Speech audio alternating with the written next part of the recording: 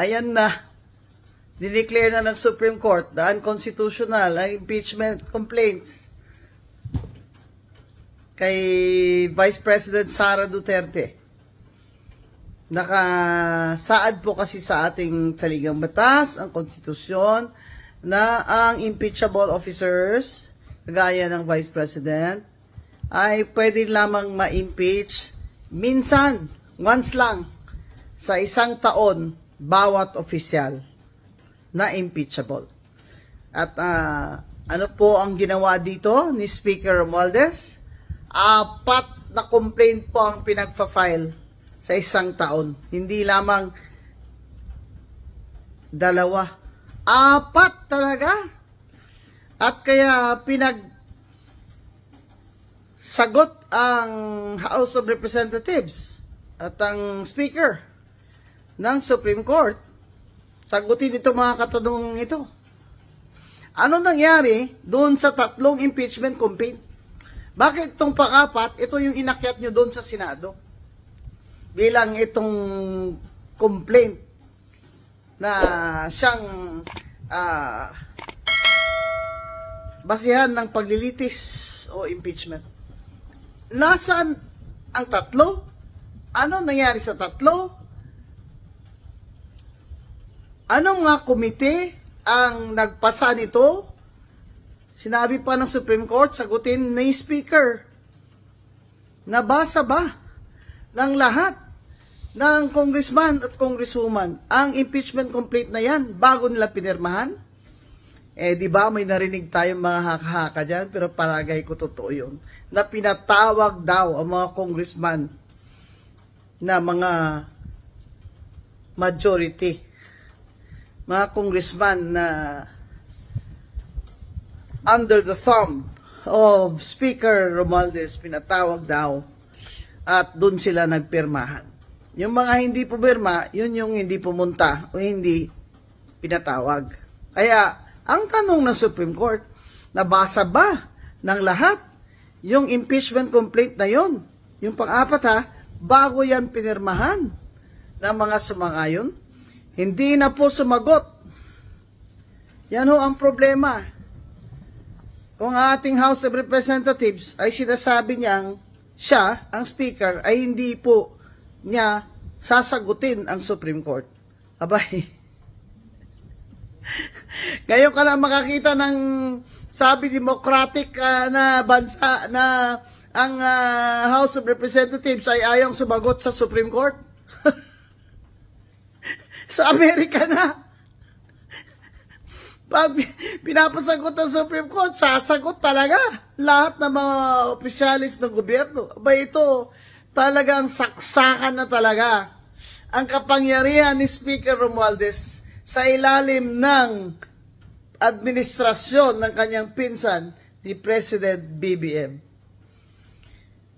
Ito ay isang dagok na naman, hindi lamang dagdagok ito. Saksak ito sa dibdib ni BBM ang ginawa ng pinsan niyang Speaker of the House. Sa pagmamadali nilang talagang tanggalin si VP Sara para wala na siyang kalaban sa 2028, ay lahat ginawa nilang basta mapadali lang. Kaya ngayon, sasabihin pa ba niya ni Speaker na hindi siya sang-ayon at hindi sila papayag? Ngayon, wala siyang magawa dahil yung Senado, hindi niya uto-uto yan si Senate President Chis Escudero. Siyempre, sasabihin ni Senate President Chis Escudero, salita ng Supreme Court. Ano gagawin namin? Mas mataas pa ba kami sa Korte Suprema? Mas mataas pa ba ang House of Representatives under Speaker Romualdez sa Korte Suprema? BBM, kasalanan po ito lahat ng inyong pinsan. Kaya sana po tanggalin nyo na yan as Speaker. Diyan lang po nakakasama na talaga ng image niyo lalo eh. Kasi lahat ng ginawa niya, simula pa dun sa budget na na institutionalize na yung lahat ng mga ayuda doon na ginawa nilang Very good news, of course. Kanina nung kausap kita, sabi mo nga, you knew this all along. Hindi ba? Ever since naman alam po ninyo, kung kayo'y objective, talaga naman masyadong klarong-klaro na lumabag sila sa saligang batas. Masyadong maliwanag yung sinasabi ng Korte Suprema. Yung pag nag-file ka ng impeachment complaint, kailangan ilagay mo na kagad sa order of business. Hindi nila sinunod, wala silang sinunod Kaya sabi nga ng anak ko si Paulo, the HOR played stupid games, so they're being rewarded with stupid prizes.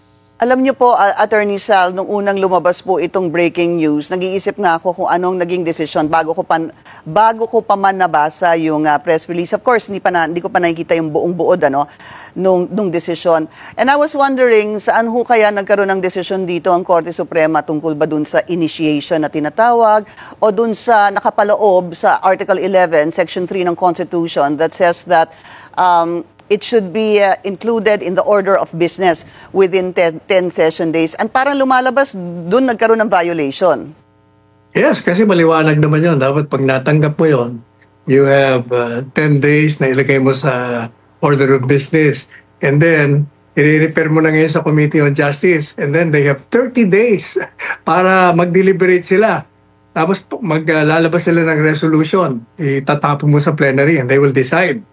And even doon sa tinatawag na more than 1/3, kailangan pa rin na merong kasi resolution na nakalagay doon Resolution na dapat manggagaling yun sa Committee on Justice. Lahat yun nilabag talaga nila Talagang lantaran ng paglabag.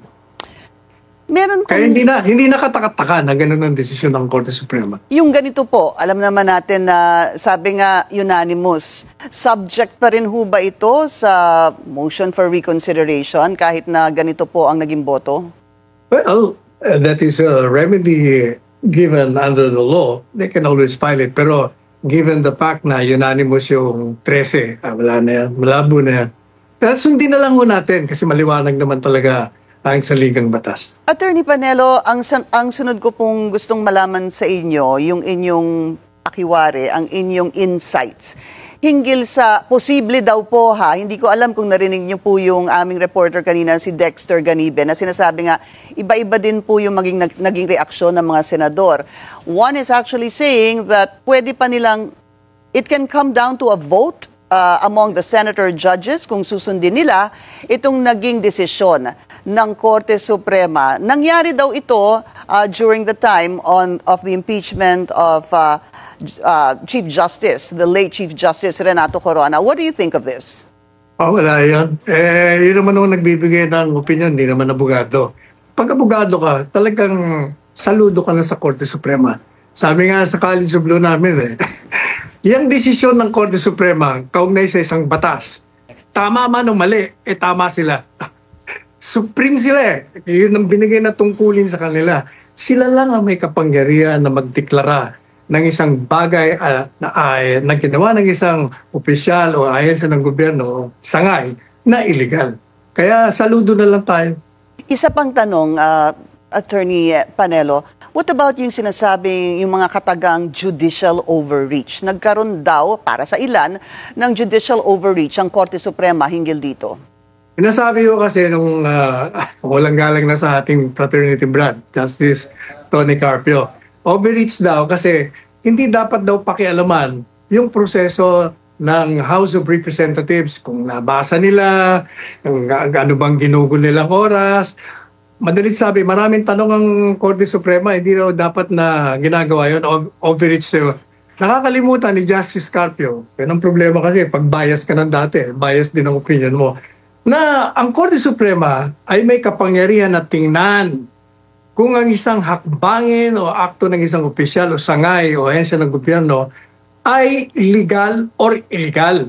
At malalaman nila yon, factual kasi yun. Kaya kailangan bibigyan mo sila ng impormasyon at pruweba na hindi ka nag-abuso kasi they will determine precisely the justices whether or not there was a grave abuse of discretion. Paano mo malalaman kung nagkaroon ng malaking pag-aabuso, kung di mo alam yung facts ng kaso, yung kalakaran, surrounding, yung mga circumstances surrounding the initiation, the transmission, and how it went about. Alright. Kailangan talaga malaman nila yun. Okay, maraming salamat po sa inyong oras, former Chief Presidential Legal Counsel Salvador Panelo. Thank you, sir.